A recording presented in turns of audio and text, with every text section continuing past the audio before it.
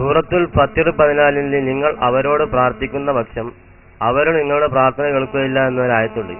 ആയത്തിൽ അവര് പറയുന്നത് മലക്കുകൾ അമ്പിയാക്കന്മാരെ കാണുന്നാണ് പറയുന്നത്. അതിനെപ്പറ്റി ഒന്ന് വിശദീകരിച്ചാൽ. ഇത് നമ്മുടെ മൗലവിമാരുടെ സ്ഥിരം ചോദ്യമാണ്. അവർ ഉറക്കത്തിൽ ഓതുന്ന ഒരായത്താണ് ഇൻ തദൂഹും എന്ന ആയത്ത്.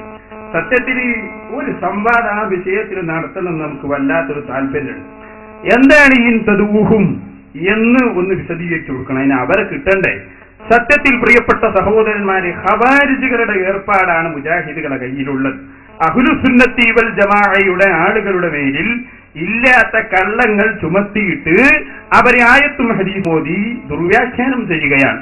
ഇൻ തദൂഹും, നിങ്ങൾ അവരെ വിളിച്ചാൽ അവര് കേൾക്കുകയില്ല എന്ന് എപ്പോഴും പറയും. അത് നിങ്ങൾ മനസ്സിലാക്കണം. ഇൻ തദൂഹും, നിങ്ങൾ അവരെ വിളിച്ചാൽ എന്ന് പറഞ്ഞാൽ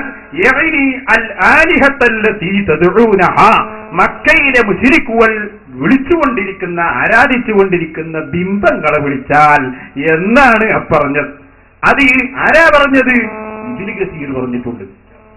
ഒരു മൗലവി ഫോൺ ചെയ്തപ്പോ എന്നോട് ചോദിച്ചു, ഇബ്നു കസീർ പറഞ്ഞിട്ടുണ്ടല്ലോ, എന്ത് ഇതിലെല്ലാവരും പെടുന്നു. അപ്പൊ മൂപ്പര് വായിക്കുന്നത് എങ്ങനെ? അല്ലതീ തദ്ഉനഹാണ്, അല്ലാലിഹത്താന്ന് കട്ടുവെച്ചിട്ടാണ് ഫോണിൽ വായിക്കുന്നത്. സാധുവിന് അറിയില്ല, അല്ലതീന്ന് വരുമ്പോ എന്തെങ്കിലും ഒന്ന് മുമ്പുണ്ടാവും എന്ന് പോലും അറിയില്ല. ആ രൂപത്തിലാണ് വായിക്കുന്നത് തന്നെ. അപ്പോ അല്ലാഹു തആല ഉദ്ദേശിക്കുന്നത് എന്താണ്? അൽ ആലിഹത്തല്ലതീ തദ്ഉനഹാ, കണ്ടോ, നിങ്ങൾ ആരാധിക്കുന്ന ബിംബങ്ങളെ വിളിച്ചാൽ. അതുപോലെ അത് ഇബ്നു കസീറിന്റെ 3-ാം വാള്യത്തിന്റെ 559-ാമത്തെ പേജിലുണ്ട്. അതുപോലെ 6-ാം നൂറ്റാണ്ടിൽ മരിച്ചുപോയ ഇബ്നു അത്തയ്യ റളിയല്ലാഹു അൻഹു തന്റെ തഫ്സീർ മുഹററുൽ മജീദിൽ പറയുന്നു. അതിന്റെ 13-ാം വാള്യത്തിന്റെ 124-ാമത്തെ പേജ്, ബയ്യന തആല അംറൽ അസ്നാം, അല്ലാഹു ഈ ആയത്തിൽ പറയുന്നത് അംറൽ അസ്നാം, ബിംബങ്ങളെ കുറിച്ചാണ്, അതുപോലെയുള്ള ആരാധ്യന്മാരെ കുറിച്ചാണ്. ഇമാം ഖുർത്തുബി റഹിമഹുല്ലാഹ് വളരെ വ്യക്തമായി പറഞ്ഞു, അസ്നാം, ബിംബങ്ങളെയാണ് ഉദ്ദേശിക്കുന്നത്. പിന്നെ അവിടെ ഒന്നുകൂടി പറഞ്ഞു. അതെന്താണ്? അതാണ് ഇപ്പോ സുഹൃത്ത് പറഞ്ഞത്. മുജാഹിദുകൾ പലപ്പോഴും കട്ടുവായിക്കുന്ന ഒരു സ്ഥലമാണ്. എന്താണ്?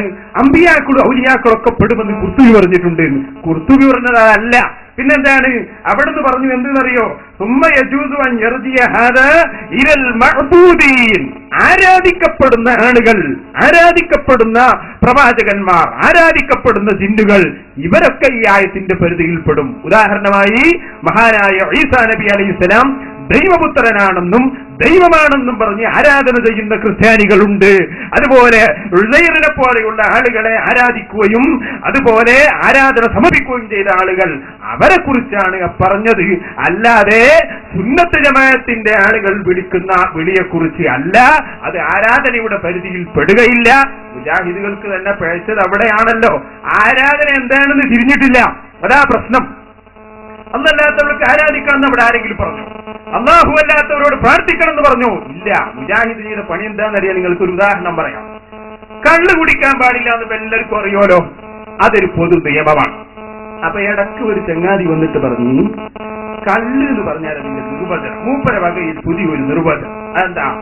കള്ള് എന്ന് പറഞ്ഞാൽ മധുരമുള്ള വെള്ളത്തിന് പറയുന്ന പേരാണ്. മൂപ്പരൊരു പുതിയ നിർവചനം ഉണ്ടാക്കി.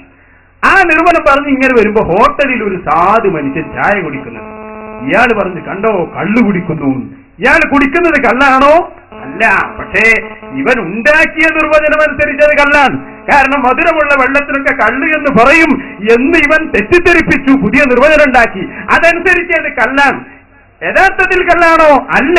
ഇതുപോലെ മുജാഹിദുകൾ പ്രാർത്ഥനയ്ക്ക് തെറ്റായ നിർവചനം പഠിച്ചുണ്ടാക്കി. അതെന്താ? മനുഷ്യന്റെ കഴിവിന്റെ അപ്പുറത്തുള്ള ചോദിക്കലാണ് ശിർക്ക്, അതാണ് പ്രാർത്ഥന എന്ന് വെറുതെ പറഞ്ഞുണ്ടാക്കി. അത് ഒരു തെളിവില്ലാത്തതാണ്. അത് പറഞ്ഞുണ്ടാക്കിയപ്പോ സ്വാഭാവികമായും അവർക്ക് പറയേണ്ടി വന്നു. എന്തെന്നറിയോ? അവർക്ക് പറയേണ്ടി വന്നു എന്ത്? നമ്മൾ ചെയ്യുന്ന ഇത്തിഹാസമൊക്കെ ഇതിൽ പെടുന്നു. സത്യത്തിലത് പെടുകയില്ല എന്നെന്റെ പ്രിയപ്പെട്ട സഹോദരന്മാര് മനസ്സിലാക്കണം. അത് വളരെ കൃത്യമായി തന്നെ നമ്മൾ പറഞ്ഞിട്ടുണ്ട്. ഇലൽ മഅ്ബൂദീൻ എന്ന് ഇമാം ഖുർത്തുബി അവിടെ രേഖപ്പെടുത്തി.